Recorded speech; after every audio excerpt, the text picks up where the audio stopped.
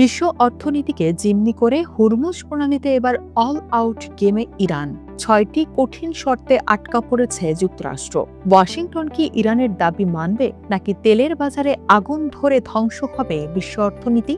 বিশ্বের সবচেয়ে গুরুত্বপূর্ণ জ্বালানি পরিবহন পথ হরমুজ প্রণালী। বিশ্বজুড়ে অপরিশোধিত তেল ও এলএনজির ১/৫ পরিবাহিত হয় এই সরু জলপথ দিয়ে। তবে দীর্ঘ ৫ মাস ধরে চলা যুদ্ধ ও মার্কিন নৌ অবরোধে এই পথে এখন জাহাজ চলাচল কার্যত স্থবির। ফলে আন্তর্জাতিক বাজারে তেলের দাম হু হু করে বাড়ছে, যা সামাল দিতে হিমশিম খাচ্ছে শক্তিশালী দেশগুলো।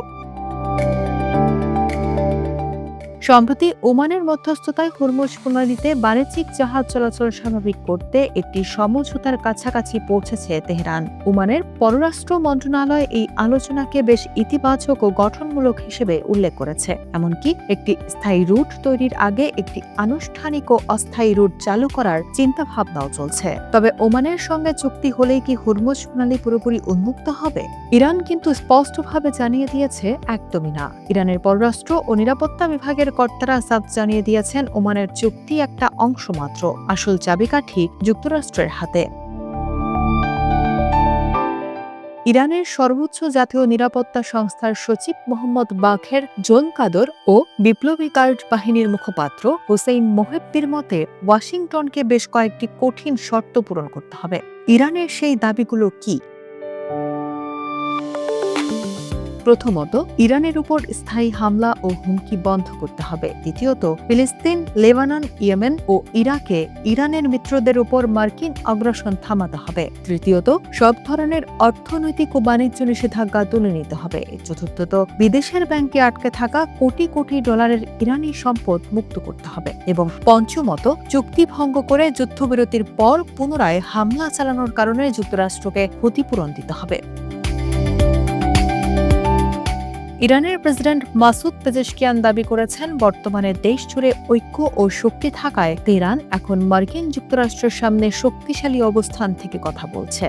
এদিকে যুক্তরাষ্ট্র যুদ্ধ স্থায়ীভাবে বন্ধের লক্ষ্যে আলোচনায় গতি এনেছে। মার্কিন প্রেসিডেন্ট ডোনাল্ড ট্রাম্প দ্রুত একটি চুক্তির আশা প্রকাশ করলেও সতর্ক অবস্থানে রয়েছেন ভাইস প্রেসিডেন্ট জেডি ভ্যান্স। তার মতে, পরিস্থিতি এখনো খেলার মাঝপথে রয়েছে। ওয়াশিংটন চাইছে যে কোনো মূল্যে বাণিজ্যিক জাহাজের নিরাপদ চলাচল নিশ্চিত করতে। তবে হরমুজ প্রণালীর উপর ইরানের একক কর্তৃত্ব বা নিয়ন্ত্রণ মেনে নিতে নারাজ হোয়াইট হাউস।